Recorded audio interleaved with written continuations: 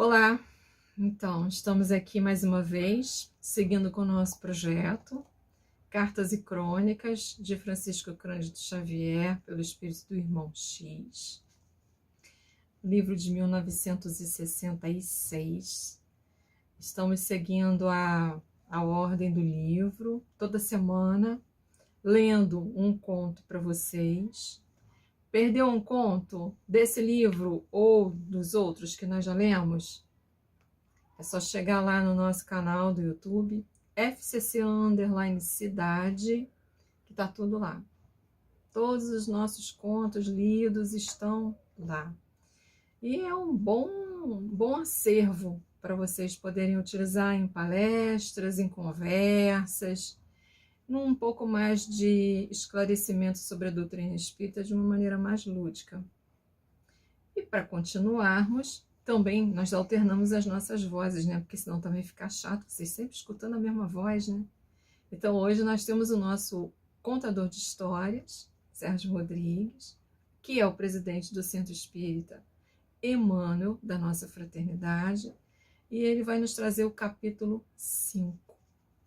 Vamos escutar com muito cuidado e carinho qual que é essa história que Humberto de Campos, o Irmão X, está nos trazendo. Obrigado. Então é assim, o título do capítulo é O Caminho do Reino. Na tosca residência de Arão, o curtidor, dizia Jesus a Zacarias, dono de extensos vinhedos em Jericó: o reino de Deus será, por fim, a vitória do bem no domínio dos homens. O sol cobrirá o mundo por manto de alegria luminosa, guardando a paz triunfante. Os filhos de todos os povos andarão vinculados uns aos outros, através do apoio mútuo. As guerras terão desaparecido, arredadas da memória, quais pesadelos que o dia relega aos precipícios da noite. Ninguém se lembrará de exigir o supérfluo, e nem se esquecerá de prover aos semelhantes do necessário, quando o necessário se lhes faça preciso. A seara de um lavrador produzirá o bastante para o lavrador que não conseguiu as oportunidades da sementeira, e o teto de um irmão erguer-se-á igualmente como o refúgio do peregrino, sequioso de afeto, sem que a ideia do mal lhes visite a cabeça. A viuvez e a orfandade nunca mais derramarão sequer ligeira lágrima de sofrimento, porquanto a morte nada mais será que a antecâmara da união no amor perpétuo que clareia o sem fim. Os enfermos, por mais aparentemente desvalidos, acharão o leito repousante, e as moléstias do corpo deixarão de ser monstros que espreitam a moradia terrestre, para significarem simplesmente notícias breves das leis naturais no arcabouço das formas. O trabalho não será motivo de cativeiro e sim privilégio sagrado da inteligência. A felicidade e o poder não marcarão o lugar dos que retenham ouro e púrpura, mas o coração daqueles que mais se empenham no doce contentamento de entender e servir. O lar não se erigirá em cadinho de provação, porque brilhará incessantemente por ninho de bênçãos, em cujo aconchego palpitarão as almas felizes que se encontram para bendizer a confiança e a ternura sem mácula. O homem sentir-se responsável pela tranquilidade comum, nos moldes da reta consciência, transfigurando a ação edificante em norma de cada dia.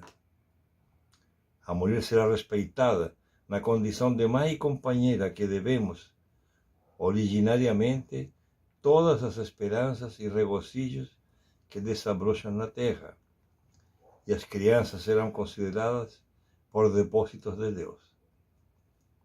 A dor de alguém será repartida, qual transitória sombra entre todos, tanto quanto o júbilo de alguém se espalhará na senda de todos recordando a beleza do clarão estelar. A inveja e o egoísmo não mais subsistirão, visto que ninguém desejará para os outros aquilo que não aguarda em favor de si mesmo.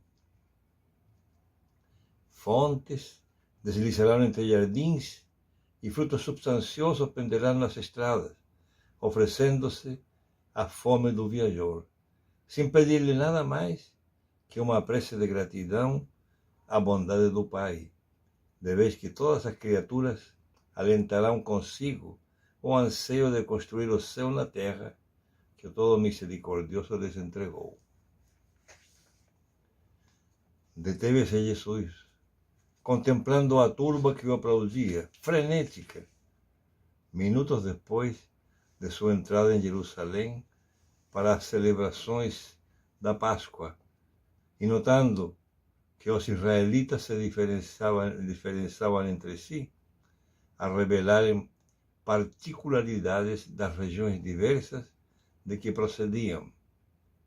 Acentuou: quando atingirmos coletivamente o reino dos céus, ninguém mais nascerá sob qualquer sinal de separação ou discórdia, porque a humanidade se regerá pelos ideais e interesses de um mundo só. Elevado, Zacarias fitou com ansiosa expectação e ponderou com respeito: Senhor, vim de Jericó para o culto das tradições dos nossos antepassados. Todavia, acima de tudo, aspirava a encontrar-te e ouvir-te. Envelheci, arando a gleba e sonhando com a paz. Tenho vivido nos princípios de Moisés. No entanto, do fundo da minha alma, quero chegar ao reino de Deus, do qual te fazes mensageiro nos tempos novos. Mestre, mestre, para buscar-te percorri a trilha de minha estância até aqui, passo a passo, de vila em vila, de casa em casa. Um caminho existe, claro, determinado. Qual é, porém, Senhor, o caminho para o reino de Deus? A estrada para o reino de Deus é uma longa subida, começou Jesus explicando. Eis, contudo, que filas de manifestantes penetraram no recinto, interrompendo-lhe a frase e arrebatando-o à praça fronteiriça, recoberta de flores. Zacarias, em êxtase, demandou sítios de parentes no vale de Inom, demorando-se por 2 dias em comentários entusiastas ao redor das promessas e ensinos do Cristo. Mas, de retorno à cidade, não surpreende outro quadro que não seja a multidão desvairada e agressiva. Não mais a glorificação, não mais a festa, diante do ajuntamento, o mestre em pessoa, não mais querido, aqueles mesmos que o haviam honorificado em cânticos de louvor, apupavam-no agora com requintes de injúria. O velho de Jericó, transido de espanto, viu que o amado amigo, cambaleante e suarento, arrastava a cruz dos malfeitores. Ansiou abraçá-lo e esgueirou-se, dificilmente, suportando empuxões e zombarias do populacho. Rente ao madeiro, notou que um grupo de mulheres chorosas obrigava o mestre a parada imprevista, e antecedendo-lhes a palavra, ajoelhou-se diante dele e clamou: Senhor, Senhor! Jesus retirou do lenho a destra ferida, afagou-lhe por instantes os cabelos que o tempo alvejara, lembrando o linho quando a estriga descansa junto da roca, e falou humilde: